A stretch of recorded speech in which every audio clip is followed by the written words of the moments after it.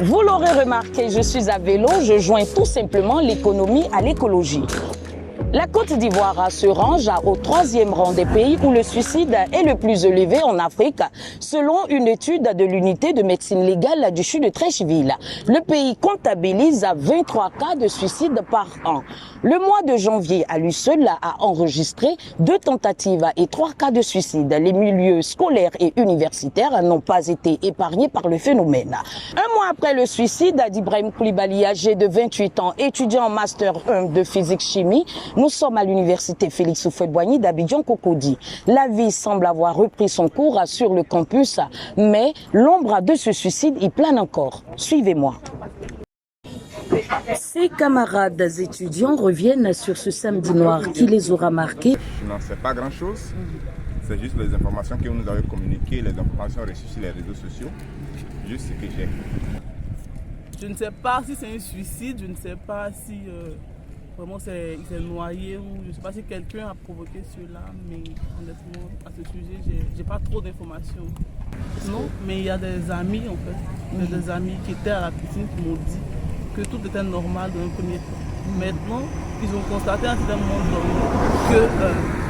qu'il y a un étudiant qui est en train de se noyer dans la piscine. Maintenant, lorsque le maître major est venu l'aider, il a constaté qu'au fond de la piscine, il y a un corps.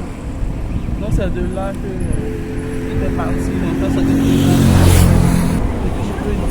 ce que moi je sais, je ne vais pas dire ce que je dis. Moi je dis que l'affaire est restée comme cela.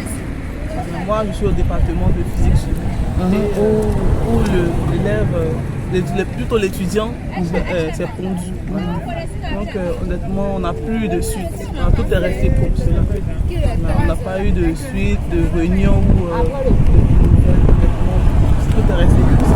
Vous le connaissiez personnellement ou est-ce que vous le voyez? Moi je le voyais au département, mais j'ai jamais eu à échanger avec lui.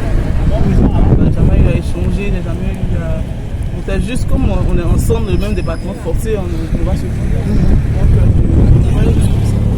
Bon, la vie a repris, mais il faut dire que c'est pas facile. C'est toujours la méfiance. On continue toujours de se demander qu'est-ce qui a bien pu se passer. Et on espère que des personnes bien avisées puissent venir nous expliquer un jour ce qui s'est passé. Sinon, toujours, c'est toujours la préoccupation.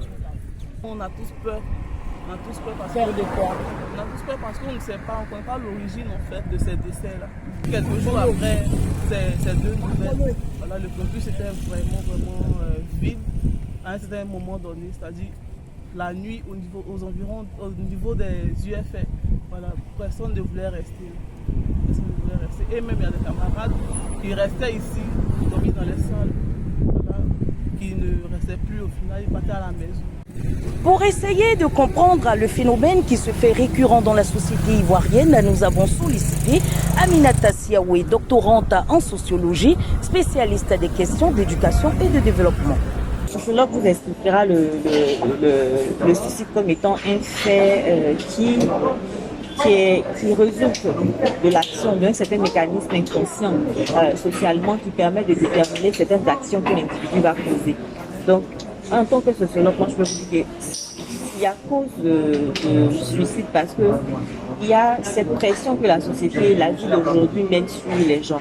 Alors parlons de suicide chez les jeunes. C'est ce qui est étonnant d'ailleurs parce que il est reconnu que le suicide est plus répandu chez les personnes âgées, pas chez les jeunes. Donc un enfant, on définit un enfant comme étant une personne qui est âgée de 0 à 18 ans. Donc quelqu'un de moins de 18 ans qui se suicide, vous comprenez qu'il y a quelque chose qui ne fonctionne pas. Il y a eu un mal-être qui s'est installé, qui n'a pas pu être détecté. Et ce mal-être-là est né forcément d'une pression sociale, de quelque chose en fait dans l'environnement de l'enfant.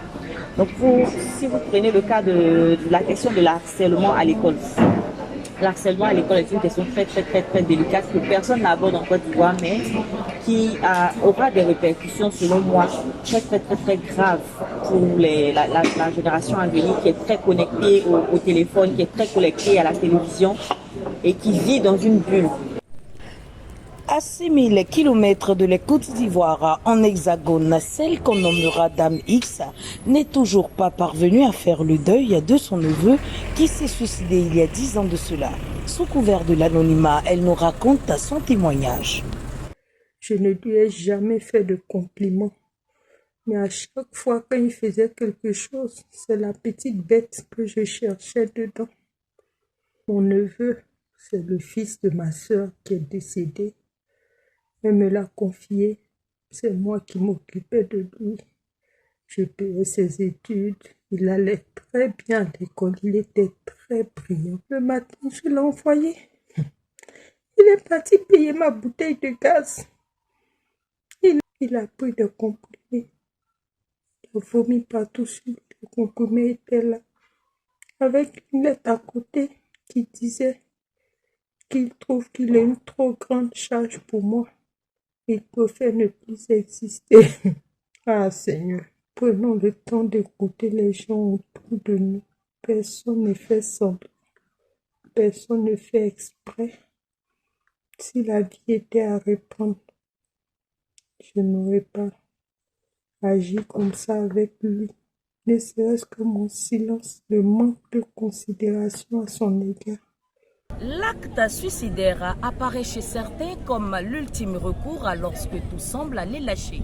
Pour une meilleure prévention du phénomène, il serait judicieux de le détacher de tout jugement moral et de l'attaquer à la racine. Et vous, avez-vous été une fois confronté à ce phénomène?